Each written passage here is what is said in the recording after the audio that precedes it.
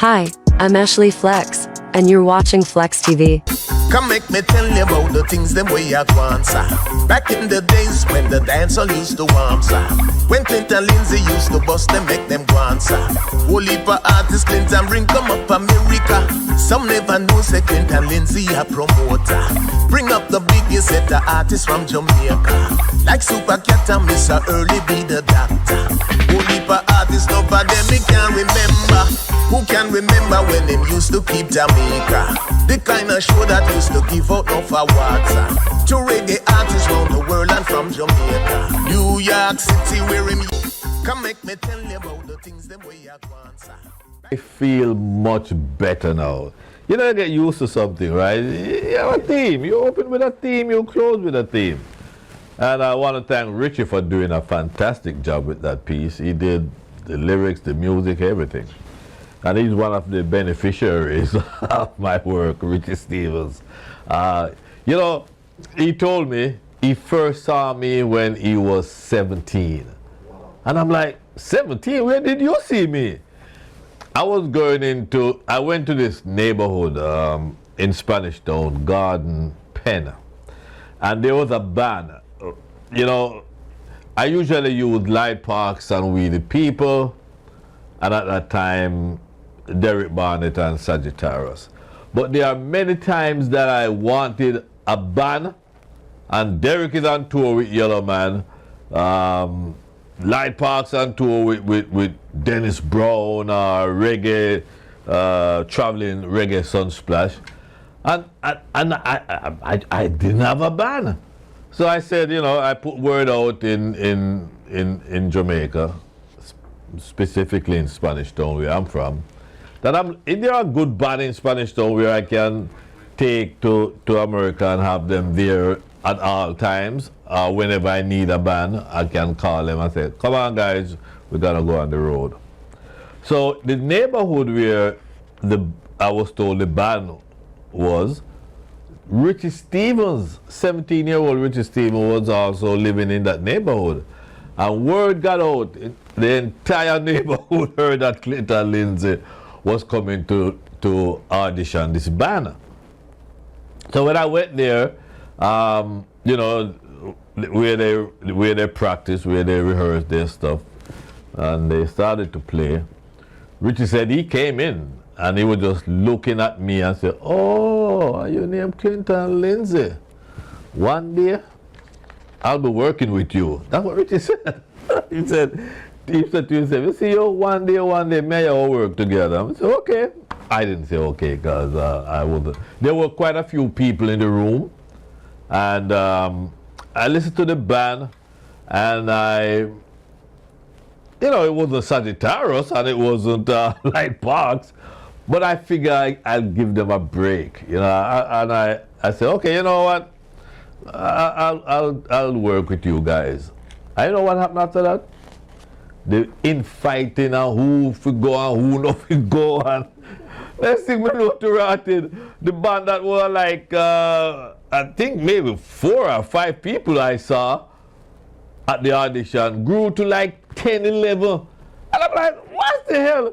Because this man started it, him no longer with it. This was the original lead singer. And it just went on and on and on. And you know what I did? I call it a day. I call it a day. You don't want to break up friendship. Because I wasn't going to take 10 or 11 people. I saw a band, I would say, let's say 5, that I was impressed with. And based on those 5 musicians, that's what I decided. You know, they sold me. They sold me to the band. I know where the other 4 or 5 or 6 coming from. Oh, I was told, oh, this one, you know, he's the one that invested the money for the equipment and all kind of things. And then I remember when, just before I was gonna file the work permit for them, one of the members of the band met me somewhere and was telling me of all the infighting and what was going on and why, blah, blah, blah. I'm saying, all right, Bridget, I'm gonna go back to New York, I'm just call it a day. So, and also, right up around that time, I got in contact with the Rhythm Kings, being led by Dr. Paul Hamilton. You remember the Rhythm Kings? That's how they came in. And of course, Dr. Paul, very big figure here in South Florida now. He practices medicine and he's still into the music. At one point, Dr. Paul had left the Rhythm Kings, and he formed another band, Rough Cut, and that was Shabba Ranks back in touring band for many years. And you know how that came about? It came about because having Rhythm Kings know my band, and I did several shows with Shabba. Then between Shabba manager and them, they work it out, and next thing I heard that they're gonna be Shabba's. I guess Shabba was impressed, and all that camp over there was impressed with Rhythm Kings, and they went on the road for years. Years they went on the road. So that's how long Richie Stephens and I have been associates. Funny was 17. He saw me, but I didn't see him. I didn't see him. Okay, so welcome to Reflections right here every Wednesday from 3 until 4 o'clock on Flex TV. And we're going to kick it off. Well, that Richie Stephens piece wasn't part of my script, but it's TV, and when something comes along, you grab it, right? The last time I was here, I was telling you of the success of the Shaggy Sting combination, right? I was telling you that's right now the biggest reggae song in the land. And I'm looking at the stats. Right now it's number one on the New York chart for the past 5 weeks. 5 weeks. And it's number one on the South Florida chart for 2 weeks. Now, back in the day, when sales were the deciding factor, we used to use sales, to determine what was number one and what was on the chart. For the past 30 years or so, that has changed. Now we're streaming and requests and rotation and radio play.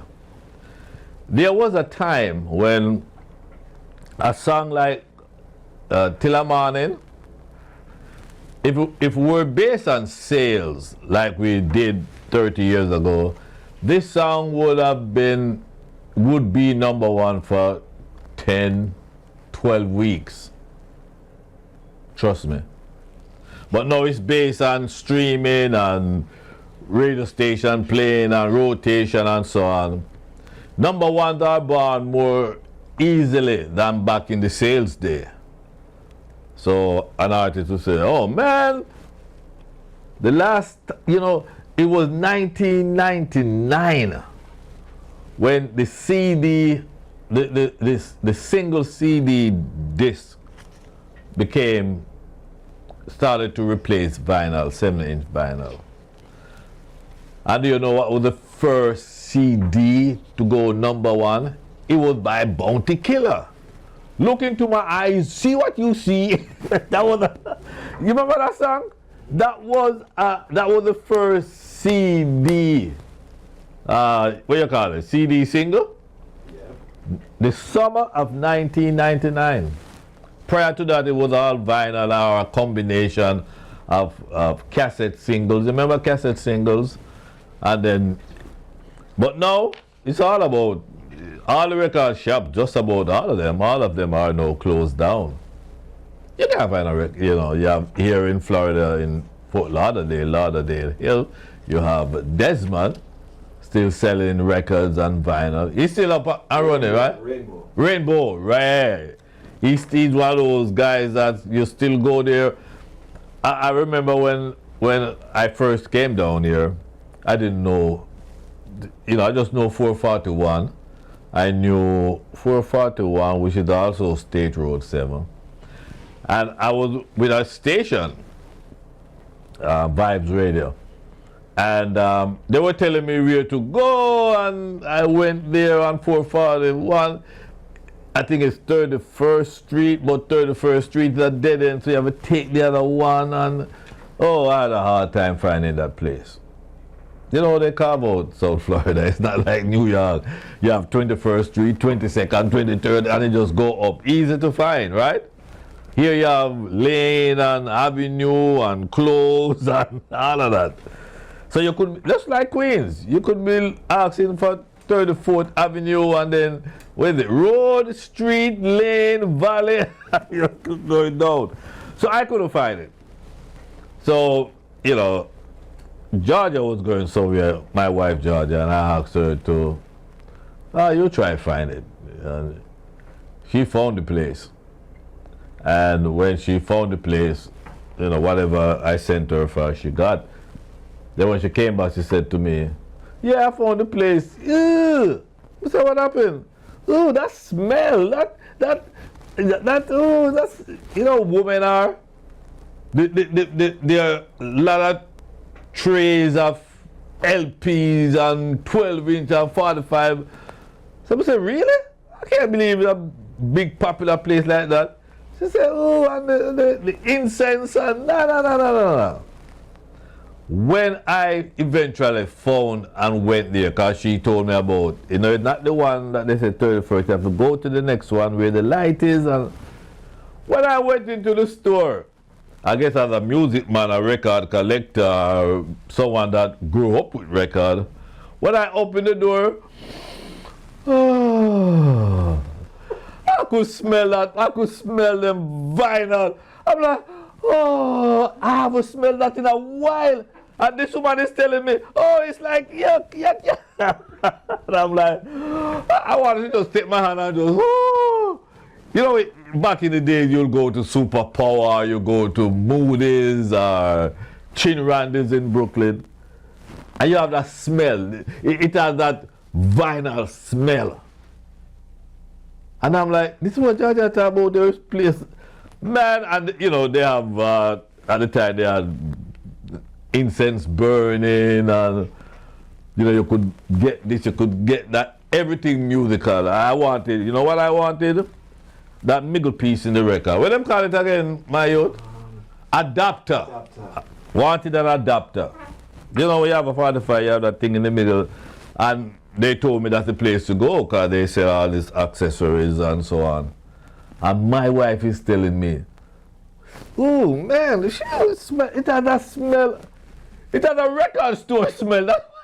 That's what it smelled like a record store. So people in the business will understand what I'm talking about. The wives, they don't, unless she's involved in that level. So when there were records being sold to determine what was, you know, what goes on the chart and so on, record store was the place. I had reporters in Moody's, in VP, Shelley, in Brooklyn, and Superpower. And every Wednesday, I would call them and say, okay, what's your top 10? And the person that's the contact in that store would have the top 10 of the top 10 selling singles. And they would give me. And I tell you, they took that thing seriously. Seriously, they took it. Every Wednesday between maybe 2 and 4 I would call, because then I would compile a chart for it to be presented Thursday night on the radio. And everybody had their top 10.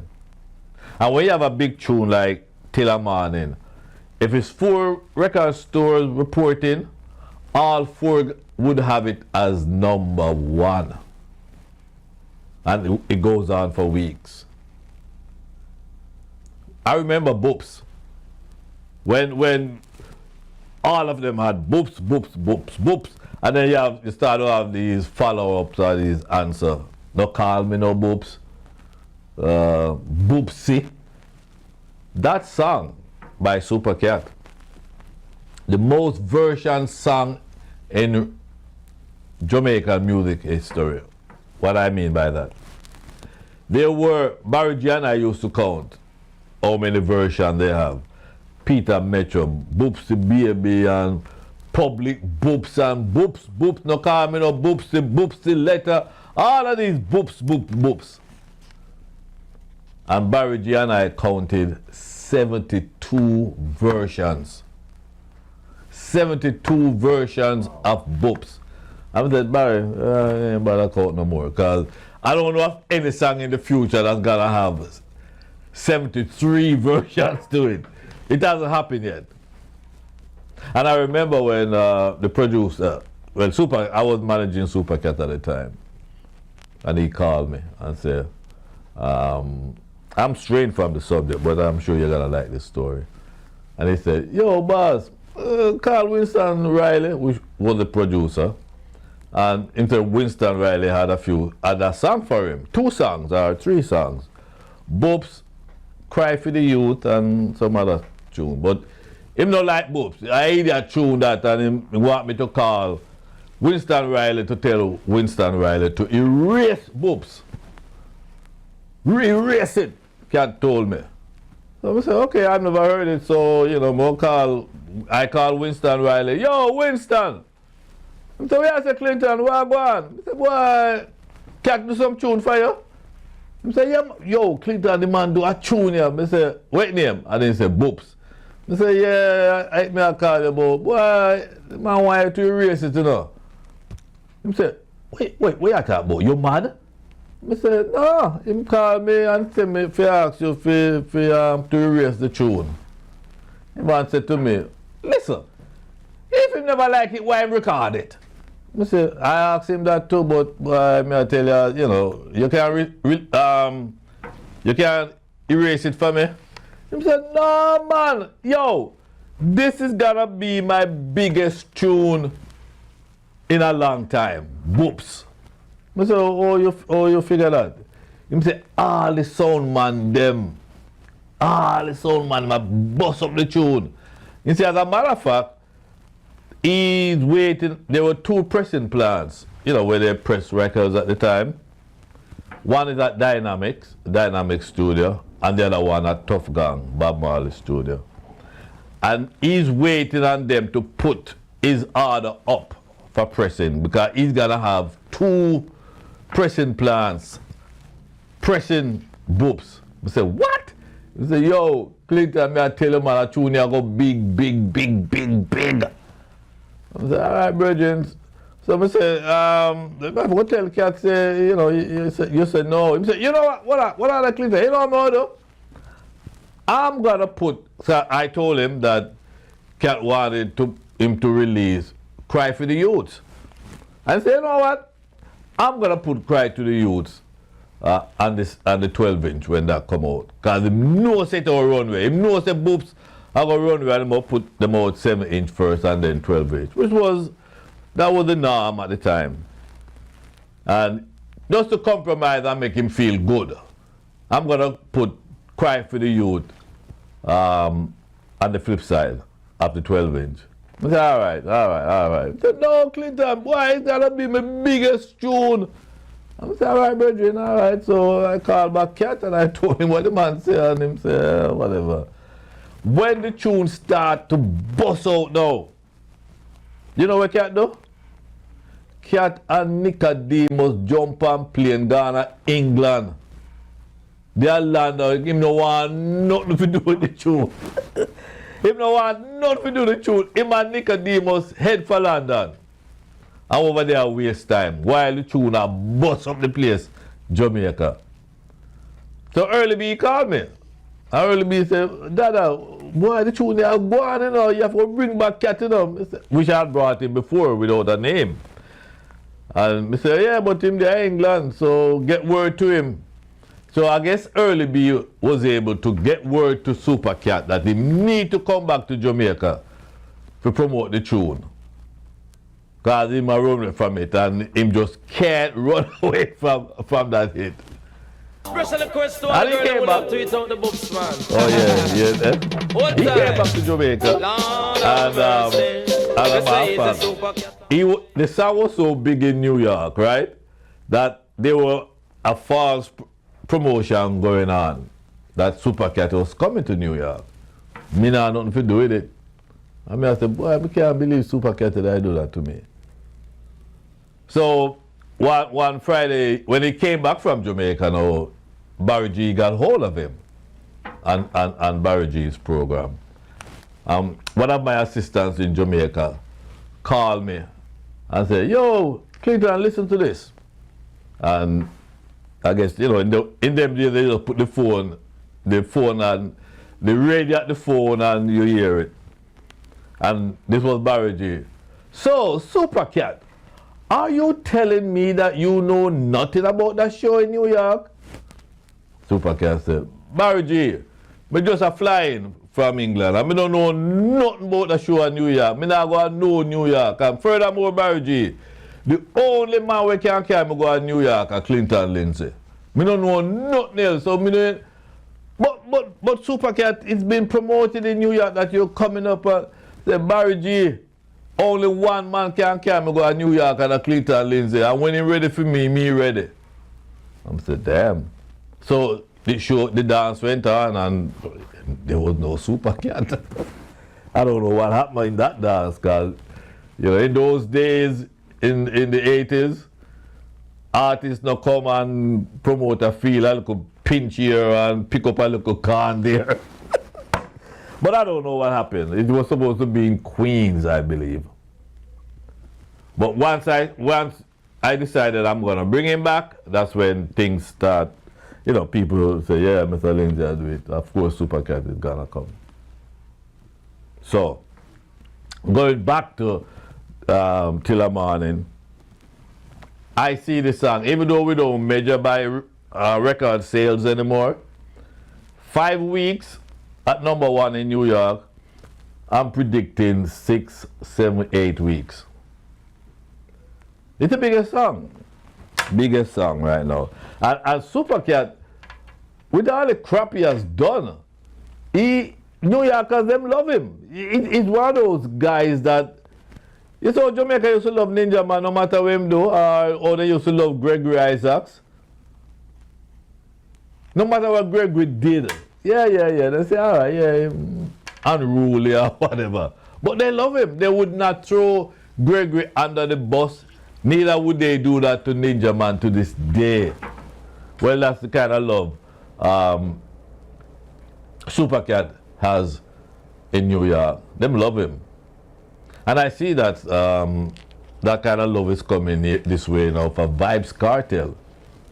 We'll talk about that when we get back. Gonna take a break. It's Reflections with Clinton Lindsay right here on Flex TV. I'll be back after these words. Special request to all the girls who love to eat out the books, man. All time. Lord of mercy. Me say he's a Supercat and me say he's in a man. He's a Supercat and me say he's in a man. The one sister said that talk about top. But the girl in a Jamaica, them a talk about them bobs. Yes, say bobs there. Yes, we go and go eat him out, girl. Say bobs there. Me say go and go hug him up, yes. Say bobs there. Me say go and go love him out, yes. Say bobs there. Girl, go and go take a sedate. Come make me tell you about the things them way I want, sir. Back in the days when the dancer used to warm, sir. When Clinton Lindsay used to bust them, make them go on, sir. Whole heap of artists Clinton bring come up America. Some never know say Clinton Lindsay a promoter. Bring up the biggest set of artists from Jamaica. Like Supercat and Mr. Early be the doctor. Whole heap of artists, no for them me can't remember. Who can remember when them used to keep Jamaica? The kind of show that used to give out no for water. To reggae artists round the world and from Jamaica. New York City where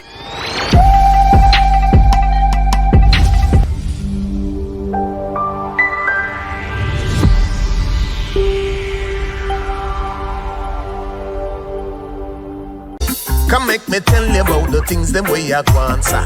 Back in the days when the dancer used to warm, sir. When Clinton Lindsay used to bust them, make them go on, sir. Whole heap of artists Clinton bring come up America. Some never know say Clinton Lindsay a promoter.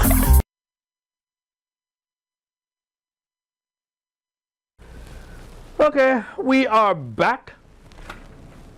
And you know, when you see these messages, you must support them, you know. It's not, Because without these sponsors, you see, I wouldn't be here, the station wouldn't be operating. So it's very, very important that you support the sponsors. Sponsors play a very important role in keeping operation going. All right, so just don't look and say, wow, they're talking about taxes. Call them. Call them and you know, whatever they're advertising, just support it. All right, so before I took that break, I said that the love for some artists, regardless of what they do, right and wrong, right or wrong. There are certain artists, and I mentioned names like Super Cat, Ninja Man, who did that? Gregory Isaacs. Can't do no wrong, no matter what, especially Gregory. Because everybody knew he had a drug problem. It was like commonplace. Everybody knew that. But did that every time Gregory got arrested for possession of whatever, you know, he spent 2-3 days in jail, and when he come out, he's like a hero. You remember Yellow Man did that thing at Tune? He was so that was his longest time behind bars. He wasn't sentenced or anything, but he was just in jail for maybe 2 weeks. And every time they took him for a hearing, the judge would postpone it until next time. Wouldn't give him bail. We're talking about Gregory Isaacs. And you know, people were getting reckless because they got it done. And when they finally let him out, the first person to run to the studio was Yellow Man. Gregory free, Gregory free, they free Gregory, Gregory free, Gregory free. You remember that song? Yeah. That was it. That was it. That was Yellow Man. And when Yellow Man appeared tribute to an artist like Gregory Isaacs, you know that song gonna get one per year play, because that's Yellow Man. Gregory free, they free Gregory, na na na. And then when Gregory come out, the first thing him do, me there again, I can't sing the melody, but see me again or whatever. They used to make, in those days, you pay tribute even when the person is alive. And I like today, you know, different game. So, and I mentioned also Vybz Kartel. You know, regardless of how you see Vybz Kartel, there are people that see no wrong in him. He just solo his first concert in New York City for what, 13, well, he was in prison for 13, so maybe about 17, 18 years, the last time he performed in New York.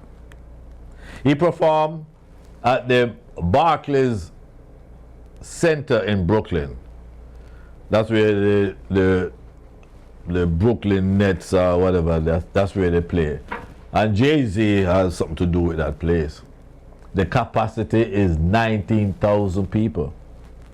And would you believe that Vybz Kartel sold out 2 nights back to back, becoming the first artist, not even Jamaican artist, or just the first artist period, to sell out that place 2 nights in a row, back to back. Not even the great Jay-Z had done that. Never. Not even the Knicks can sell out. Well, they don't play back to back, but, you know, he has created history. 2 nights back to back at 19,000 a pop. That's like 38,000 people came to see this man. Think about it. He just got in from Jamaica, and you know, it depends on who you talk to, because some people still see him as a murderer because he was convicted of that, spent 13 years in prison, then he got freed due to some technicalities.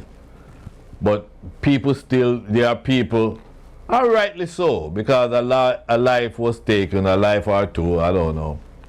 But there are people you just can't say, you can't tell them nothing about Vybz Kartel, because they're just into Vybz Kartel. And him selling out 2 nights at the Barclays Center in Brooklyn, New York, tells you that this man has his crowd, he has his supporters, and regardless of what people say about him. So now, he, Beanie Man, Bounty Killer, and Buju Banton, people that have run afoul of the law, that most of us didn't think they were gonna be coming back to America anytime soon. All 4 of them have been granted their work permit. So a lot of people in the industry are saying, yes, dancehall nice again. Dancehall. Because, you know, who is missing now? Sizzla is here, right? There were rumors that Popcorn was coming or he got here or whatever, but that still haven't been proven. But when you think of Buju, Bounty Killer, Beanie Man, and Vybz Kartel, the 3 or 4 biggest names in the dancehall right now, how could you not think that dancehall nice again? And the thing about it, these guys are much older than, you know, 25, 30 years ago, when, because Buju ain't dealing with the gun thing as much, only when I do certain songs. Beanie's an old man now, but him still having followers. Bounty Killer is not as cross, and he's not as cross as he used to be. So that's all nice again. And coming up Memorial Day weekend in Florida, in Miami, it will be Buju and Berry Salmon. In New York, it's gonna be Beanie Man, and who did they add on? They added Christopher Martin. And I'm sure they're gonna add on. When the next batch of flyers come out, you're gonna see more people on that show. And it's gonna be at the same place where Buju was, which was the UBS Arena. And since Buju opened that place and sold it out, the measurement of the power of an artist now is that place. Because right after that, they had Berry Salmon, Sean Paul, and Shaggy, and that was sold out. So to really measure the real power of a superstar, you know, in music right now, Jamaican music, the question is gonna be asked. Him can sell out UBS Yataboya soup. You can't sell it out? And that's the question most critics are asking now. Oh, how big are you? How big is your following? Can you sell out? There are 2 places you need to sell out to show that you're soup. And that's the Barclays Center in Brooklyn and the UBS in Long Island. Those 2 places. Down here in Florida, I don't know. Where would one measure the power of a big draw, TC? Where would you? The BB&T Center. The B&C Center? It was formerly BB&T. Oh, BB&T. Oh, that's where Buju was? Yes. Ah, yeah. American, that's where they do the hockey. Yes. Hockey team plays there. Right. Okay, so that's the measurement that the yardstick one gonna use to say if you're big and you're bad and you say you're a big soup and you want $250,000 to perform, you gotta go to this arena. the arena is the thing now. You know, no more because you know you leave the little club now to the little small fish. if you are big and bad, you gotta go to one of these places. I mean, still you have medium-sized club places that hold 5,000, places that hold 2,500, even 10,000. But when you're talking about 20,000, 19,000, 17,000, that's where the big draw and the big money is at. Okay, so with these 4 titans now can travel and can go anywhere in the United States. I'm waiting to see the show that's gonna carry all 4 of them. I'm waiting to see who's gonna step forward and say, yo, Bojo, Beanie, Bounty, and Vibes Cartel. 3 B's and a V. See, no, that would be a massive show. Wouldn't you think, TC? Of course, yeah. All 4 of them? My goodness. I can't imagine the ticket price. Oh, well, that's another story. But funny thing is, once the promoters realize that they do much better when the ticket prices are reasonable. Yeah. Like if you remember Bujo's first tour, 2,000, 5,000 a ticket, Wow. and that they kind of have a lot of the shows cancelled because tickets say not many. You go to Minnesota, who's gonna pay $5,000 to see Bujo? You can call that price in Miami and in New York. Can't do that in California. You can't do it in Boston. You can't do it in Chicago. So once you price your ticket accordingly, they will sell. Yes. They will sell. But when you overprice, that fair man carrying woman and parking and snacks and all of that at $5,000, that's $10,000 plus. Yes, for 2. For 2. And that, there are people out there with that kind of money, that kind of disposable income, yes. But not everybody. You're not going to have enough of them to ram an arena. Okay, so you have 200, we can do that. When you have 200 people in a place who hold 17,000, that's a flop. So, my word and my advice to promoters, don't bite off more than you can chew. If you know you have because of the artist fee, you have to charge people $3,000, $4,000 a ticket. Nah, don't do it.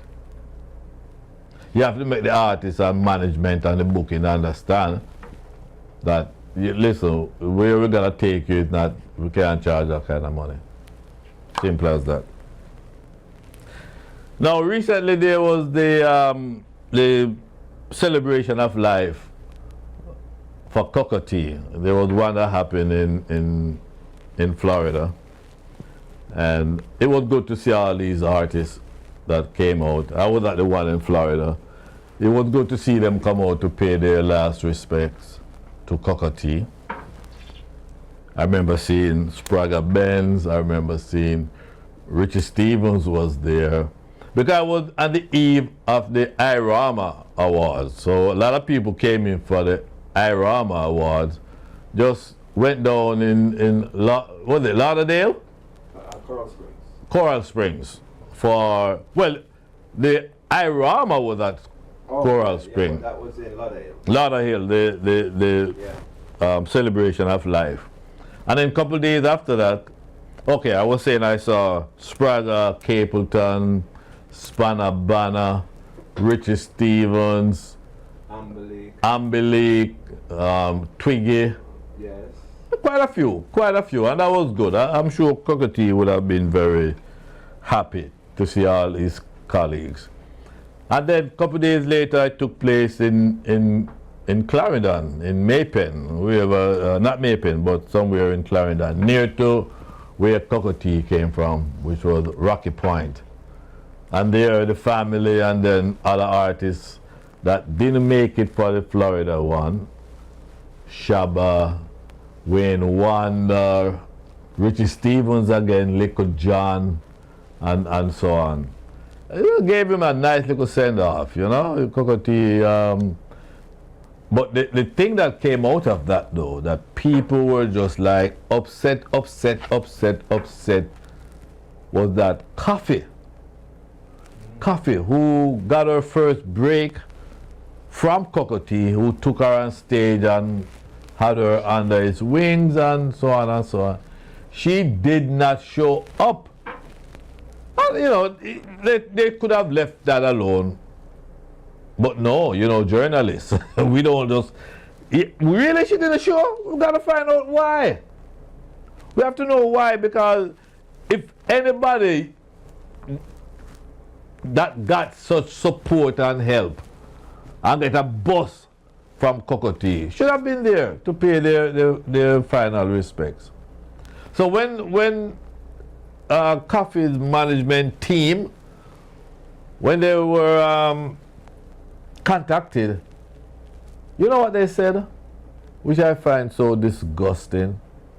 They didn't know. No one told them when it was. They didn't hear from the family, and you know, they didn't know. And I'm like, come on. Someone, the world knew that Cocoa Tea has passed. You're in Jamaica. It was all over the world, because he was an international artist. And you didn't get an invitation. Who the hell invited anybody to a funeral? You take it on yourself and you call the family. You're waiting for the family to call you? Are you kidding me?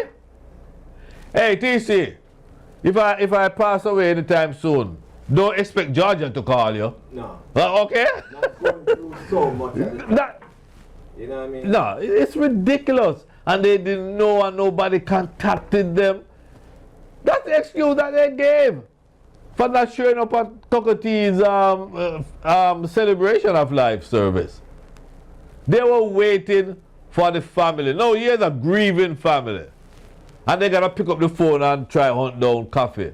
Won't it be your responsibility, Coffee, and your team to get in touch? How did you find Cocoa Tea when you wanted that break? Did you find him? And it was all over Jamaica. Every newspaper, every website, entertainment website carried a story. So that's what I think pissed a lot of people off. The fact that she didn't show is bad enough. But your response, why you didn't show? You didn't know? No one told you? The family didn't call you? His family didn't call you? Oh, girl. And I think she has damaged her brand. Because she has a song where she's talking about gratitude and you must show gratitude and all of that. And she didn't show it with Cocoa Tea. She didn't, even she had made a video clip, an audio bite to say, listen, I'm Coffee and unfortunately I'm not able to make it with you guys, but you know, Cocoa Tea was blah blah blah, and to his family my condolences. That's acceptable. I've done that so many times. I've been invited to things. I said, listen, let me make a tape and have it on standby just in case. And when the time came, you know, conflict of interest, couldn't make it, I sent the tape. I sent the voicemail. I sent the voice note. I sent it and they played to hear me saying, you know, unfortunately, but so and so may rest in peace, blah, blah, blah. She could have done that. And the fact that they didn't show up and giving this flimsy excuse. People are thinking now that there must have been something with that relationship. Something. Because if Shabba can fly from New York and go down there, Wayne Wonder fly from Florida and go to Jamaica. And so many other people. Coffee of all people she should have been there. You should have gotten your ass there, Coffee. No excuse for that. And I think you turn off a lot of people from your brand because they it just left a bad taste, including me. It left a bad taste in my mouth. If you can do that to Cocoa Tea, who helped you in your career, who gave you that opportunity, took you on stage, not one, not two, not three times, to introduce you to the world. And the man died, and you didn't go to pay your respect. Lousy girl. Anyhow, this job is not an easy job, You see this music business, because you never know the true color of a person until they show it. Because you couldn't tell me that Cocoa Tea would have died and Coffee wasn't gonna go to his funeral service. You couldn't have told me that. Because that would be obvious. I would call her name to be the first artist. Even before Shabba and Liquid John and all of them. Josie Wales and Lone Ranger and all of those guys that showed up to pay their last respects to Cocoa Tea. I wouldn't even put them on the list. The first person, if I'm making up that list, the first artist I would list would be Coffee. That didn't happen. All right, I know, she missed the last opportunity to say, Coco, thanks for what you have done. Because if she puts out a statement, a press release right now, I wouldn't publish it. Because it's too late. I don't want to hear that now. You should have done that in the beginning.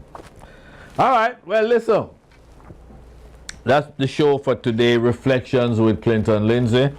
Every Wednesday from 3 until 4, right here on Flex TV.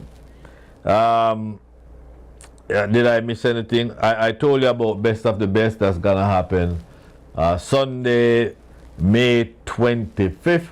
And it features Barry Salmon, Marcia Griffith, Buju Banton, Romaine Virgo, and my girl Nadine Sutherland, and Wayne Wanda and some more. And I told you last time I was here, the same day Nadine cut the deal and it was accepted and everything, she called me right away. Hey, Mr. Lindsay, I'm going to be on Best of the Best. I said, oh, wow, nice. So, then she said, Mr. Lindsay, it's the first time. I'm like, hell, get out of here, Nadine. She said, no, it's their first time on Best of the Best. So, because of her, I'm going to be right there, smack dab in the middle, because Nadine is my girl. But of course, obviously, I don't know how many times I've seen Barris, Buju, Marcia Griffiths. How many times, Although they're still great performers and I'm going to get all excited. But to see Nadine on her first Best of the Best, gotta be a pleasure for me. And Nadine, nice. Anyway, so it's Sunday, May 25th, Memorial Day weekend. It's gotta be at the Bayfront Park, downtown Miami. So check it out. All right, that's it. Enough is enough. I'll be back with you next Wednesday at the same time from 3 until 4 right here on Flex TV. Until then, may the good Lord bless and keep you. You take care. Clinton Lindsay, a promoter. Bring up the biggest set of artists from Jamaica. Like Super Cat and Mr. Early be the doctor. Whole heap of artists, none of them me can remember. Who can remember when them used to keep Jamaica? The kind of show that used to give out no for water. To reggae artists.